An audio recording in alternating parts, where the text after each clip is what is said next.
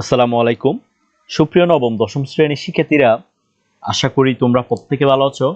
এই পর্বে আমি তোমাদের জন্য আরও একটি নতুন উপপাদ্য নিয়ে হাজির হয়েছি। শুরুতে আমি তোমাদেরকে এই উপপাদ্যের সাধারণ নির্বাচনটা পড়ে শোনাচ্ছি, একটু লক্ষ্য করো।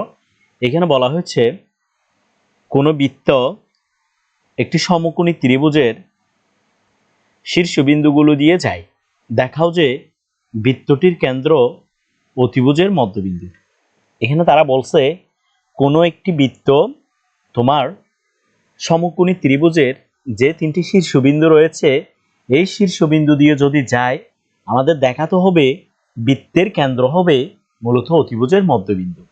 বৃত্তের কেন্দ্র হবে মূলত অতিভুজের মধ্যবিন্দু। তো আমরা সাধারণ নির্বাচন অনুযায়ী প্রথমে চিত্রটি অঙ্কন করে নিব। তো শুরুতে আমরা একটা সমকোণী ত্রিভুজ অঙ্কন করলাম। ধরো এই সমকোণী ত্রিভুজটা হচ্ছে এবিসি।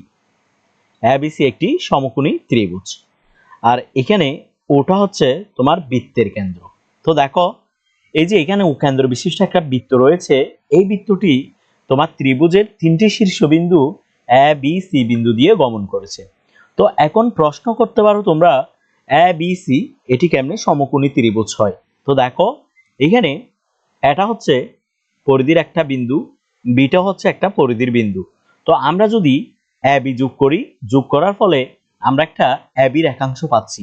এই এ বি রেখাংশটা লক্ষ্য করলে দেখা যায় কেন্দ্র দিয়ে গমন করছে। তো যদি কোনো জ্যা কেন্দ্র দিয়ে গমন করে, তাহলে ওই জ্যাটা হয়ে যায় তোমার ব্যাস। ঠিক আছে? তো এটা হচ্ছে তোমার ব্যাস। তো ব্যাসের দুই প্রান্ত থেকে দুইটা রেখা গিয়ে, অর্থাৎ ব্যাসের এ প্রান্ত থেকে একটা রেখা, বি প্রান্ত থেকে একটা রেখা সি বিন্দুতে মিলিত হয়েছে।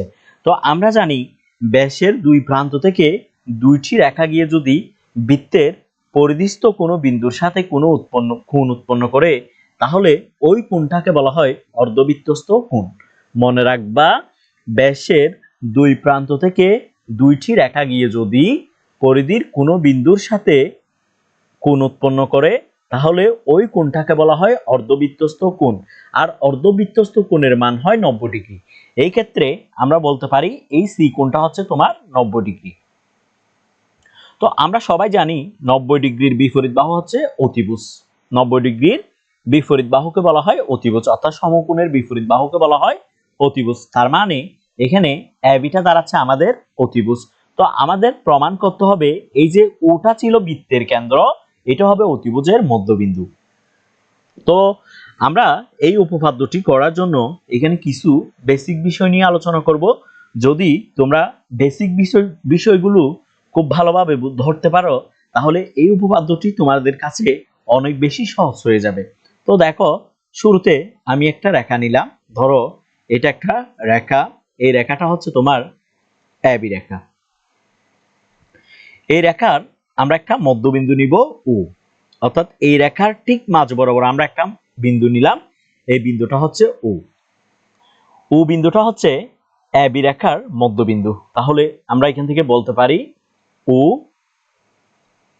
এবি এর মধ্যবিন্দু।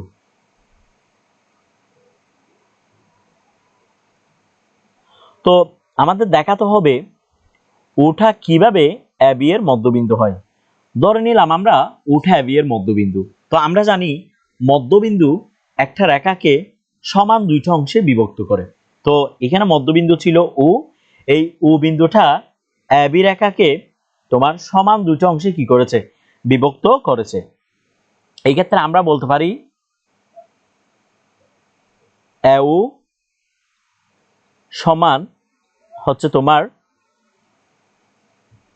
বিউ। এও সমান হয় বিউ। ঠিক আছে? তো এও আর বিউ সমান।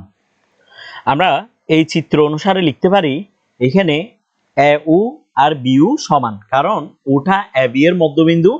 মধ্যবিন্দু একটা রেখাকে সমান দুইটা অংশে কি করে? বিভক্ত করে। এখন আমরা যদি এবির মানটা বের করতে চাই, তাহলে আমরা বলতে পারি এও প্লাস ওবি সমান সমান হচ্ছে তোমার এবি। ঠিক আছে? তুমি যদি এখানে এওর সাথে অর্থাৎ এই অংশটার সাথে তুমি যদি এই অংশটা যোগ করো, তুমি যদি এর সাথে উবি অংশটা যোগ করো, তাহলে তুমি সম্পূর্ণ অংশ এবিকে পাবা। ঠিক আছে, সম্পূর্ণ অংশ কাকে পাবা? এবিটাকে পাবা। তাহলে এখানে আমরা বলতে পারি AU plus UB is equal to AB. তো বা এখান থেকে লেখা যাবে, দেখো এউ প্লাস এই যে উবি রয়েছে এখানে, এই উবির পরিবর্তে আমরা চাইলে এউকে লিখতে পারি। দেখো এখানে আমরা প্রথমেই বলছি এউ আর বিউ এরা পরস্পর সমান, তাহলে বিউর পরিবর্তে চাইলে কাকে লিখা যাবে? এউকে লিখা যাবে। তাহলে এখানে আমরা উবির পরিবর্তে লিখবো কাকে? এউকে। সমান সমান আমরা লিখতে পারি এবি। ঠিক আছে, দেন এখান থেকে কি লেখা যাবে? দেখো এই এউর সাথে এউ যদি যোগ করি আমরা পাচ্ছি 2 এউ। তাহলে 2 এউ সমান পাচ্ছি আমরা এবি। ঠিক আছে, এবার দেখো তো এখানে যে 2 রয়েছে এই 2টা তোমার গুণ আকারে, এই 2টা তোমার গুণ আকারে, সমানের ওই পাশে গেলে সেটা হয়ে যাবে ভাগ আকারে। তাইলে এখান থেকে আমরা বলতে পারি সুতরাং AO is equal to half AB. তাহলে আমাদের প্রমাণ করতে হবে মূলত এই যে ওটা যদি এবি রেখার মধ্যবিন্দু হতে চায়, তাহলে আমাকে প্রমাণ করতে হবে এই এউ অথবা উবি। দেখো এখান থেকে আমাদের প্রমাণ করতে হবে এউ এউ অথবা উবি এরা হচ্ছে টোটাল এবির অর্ধেক, টোটাল এবির অর্ধেক। তাহলে আমরা বলতে পারবো উ এবি এর মধ্যবিন্দু। তো এই বেসিক বিষয়টা যদি তোমরা খুব ভালোভাবে মনে রাখতে পারো, এই উপপাদ্যটা তোমাদের কাছে অনেক বেশি সহজ হয়ে যাবে। চলো আমরা এবার প্রমাণটা একটু দেখে নিই। তো শুরুতে আমরা এই উপপাদ্যের বিশেষ নির্বাচনটা একটু দেখে নিই। তো এখানে আমরা শুরুতে বলছি, মনে করি সমকোণী ত্রিভুজ ছিল তোমার এ বি সি। এখানে এ বি সি এটি একটি সমকোণী ত্রিভুজ, যেখানে তোমার এ সি বি কোণ সমান এক সমকোণ, অর্থাৎ এখানে সি কোণের মানটা হচ্ছে 90 ডিগ্রি এবং এ বি অতিভুজ। তো আমরা সবাই জানি সমকোণের বিপরীত বাহু অতিভুজ হয়, এই ক্ষেত্রে আমরা বলতে পারি এ বিটা হবে তোমার অতিভুজ। এই ত্রিভুজটার তিনটে শীর্ষবিন্দু রয়েছে, সেগুলো হচ্ছে এ বি সি। তো এ বি সি দিয়ে একটি বৃত্ত অঙ্কন করলাম আমরা, অর্থাৎ শীর্ষবিন্দু এ বি সি দিয়ে গমন করছে এইরকম একটা বৃত্ত হচ্ছে উ কেন্দ্র বিশিষ্ট একটা বৃত্ত। ঠিক আছে, মনে করি এই বৃত্তটার কেন্দ্র উ, প্রমাণ করতে হবে উ এ বি এর মধ্যবিন্দু। অর্থাৎ এখানে আমরা বলে দিতে পারি, অর্থাৎ আমাদের প্রমাণ করতে হবে AO is equal to half AB, এটা আমাদেরকে প্রমাণ করতে হবে। ঠিক আছে, তো এই উপপাদ্যটি করার জন্য আমাদের ছোট্ট একটি অঙ্কনের প্রয়োজন আছে। অঙ্কনটা একটু লক্ষ্য করো। আমরা ও বিন্দু থেকে এসি ও বিসি এর উপর যথাক্রমে আমরা উই এবং উএফ লম্ব অঙ্কন করব। তাহলে ও বিন্দু থেকে যথাক্রমে এসি ও কার উপর বিসি এর উপর যথাক্রমে আমরা এখানে দুটো লম্ব অঙ্কন করব। সেই লম্বগুলো হচ্ছে তোমার, একটা হচ্ছে উই আর একটা হচ্ছে তোমার উএফ। তাহলে আমরা বলতে পারি উ কে কেন্দ্র করে এসি ও বিসি এর উপর যথাক্রমে উই এবং উএফ লম্ব অঙ্কন করি। দেন আমরা ও কমা সি যোগ করব, ও কমা সি যোগ করি। এখন একটু লক্ষ্য করো, ও কমা সি যোগ করার ফলে এখানে যদি আমরা লক্ষ্য করি, এখানে দুইটা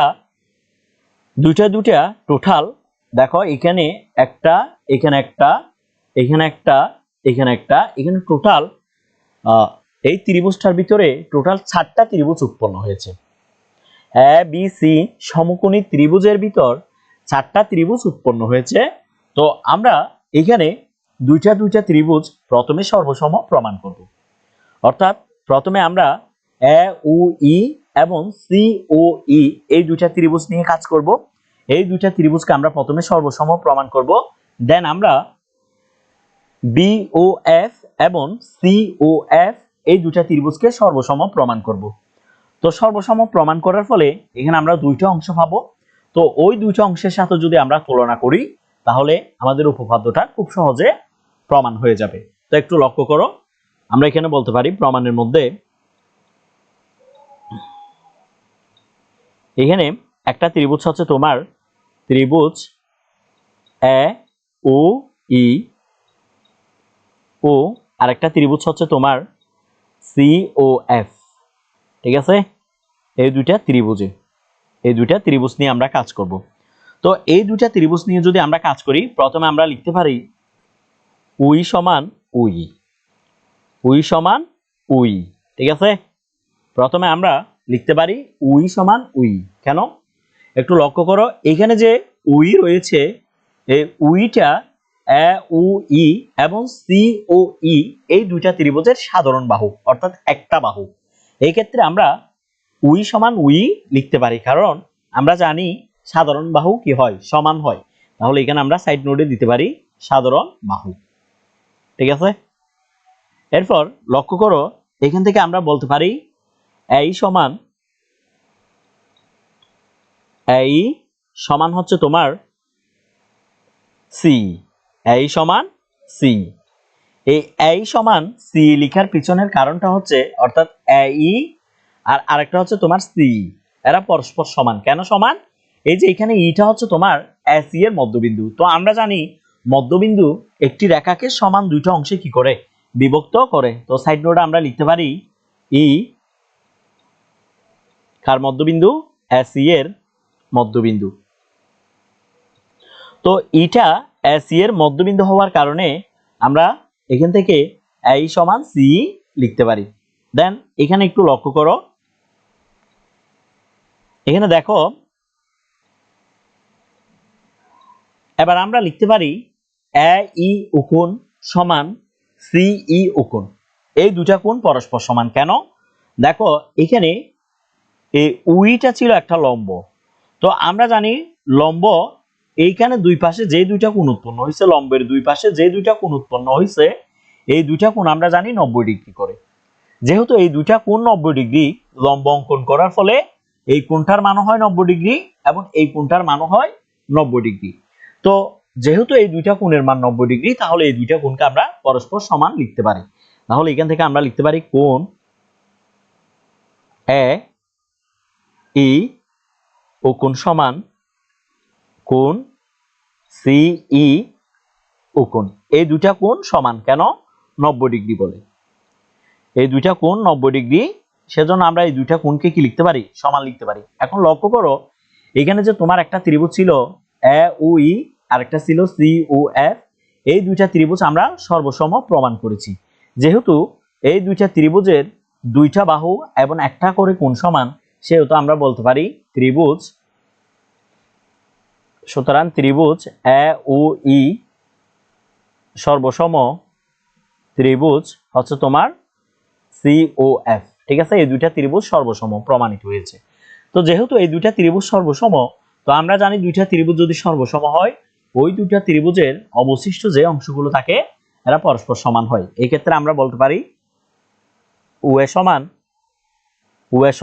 OC, OA সমান OC। এটাকে আমরা 1 নাম্বার সমীকরণ ধরবো। ঠিক আছে, তো এই বক্সটা একটু ভালো করে মনে রাখবা। এখানে আমরা প্রমাণ করছি OA সমান OC। এবার আমরা যদি অনুরূপভাবে এই দুইটা ত্রিভুজকে সর্বসম প্রমাণ করি, তাহলে আমরা লিখতে পারবো যে OB সমান OC।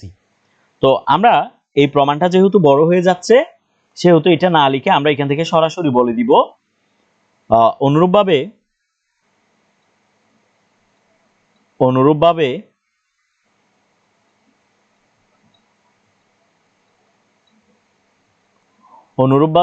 এখান থেকে আমরা বলতে পারি OB সমান OC, OB সমান OC। ঠিক আছে, এটা আমরা অনুরূপভাবে লিখে দিতে পারি। তো এখানে আমরা দুইটা বক্স পেলাম। এই দুইটা বক্স আমাদের খুব ভালোভাবে মনে রাখতে হবে। ঠিক আছে, একটু দেখো, এটাকে আমরা দিতে পারি আবার 2 নাম্বার। ঠিক আছে, তো এবার আমরা 1 নং ও 2 নং থেকে পাই। দেখো 1 নং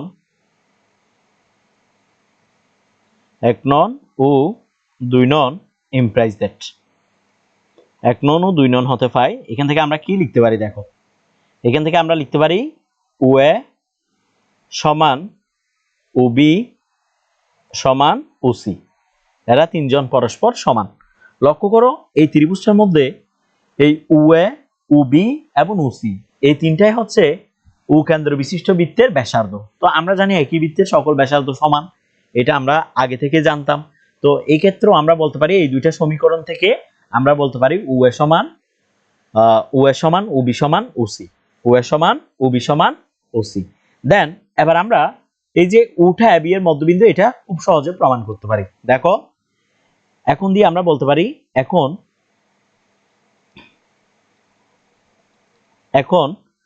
দেখো তো এখানে কি ছিল, এখানে আমি যদি এবির মানটা বের করতে চাই, এবির মানটা কখন পাবো, আমি যদি ও এর সাথে ওবি যোগ করি, ঠিক আছে। তাহলে এখান থেকে আমরা বলতে পারি OA plus OB is equal to আমরা লিখতে পারি এবি, ঠিক আছে। তো বা এখান থেকে লেখা যাবে বা ওএ প্লাস এই যে ওবি রয়েছে, ওবির পরিবর্তে আমরা চাইলে কাকে লিখতে পারবো, আমরা কাকে লিখতে পারি ওএ কে লিখতে পারি। দেখো কারণ এখানে তারা পরস্পর কি ছিল, সমান ছিল, অর্থাৎ ওএ ওবি ওসি এরা তিনজন পরস্পর সমান, সেহেতু আমি এই ওবির পরিবর্তে ওএ লিখতে পারি, ইজ ইকাল টু হবে তোমার কত এবি, ঠিক আছে। তো বা এখান থেকে লেখা যাবে 2AO ইজ ইকাল টু লেখা যাবে এবি। তো সুতরাং AO ইজ ইকাল টু লেখা যাবে হাফ এবি, অর্থাৎ এউটা এবির অর্ধেক, এউটা এবির অর্ধেক। তো যেহেতু এউটা এবির অর্ধেক, সুতরাং আমরা এখান থেকে বলতে পারি সুতরাং ও এবি এর মধ্যবিন্দু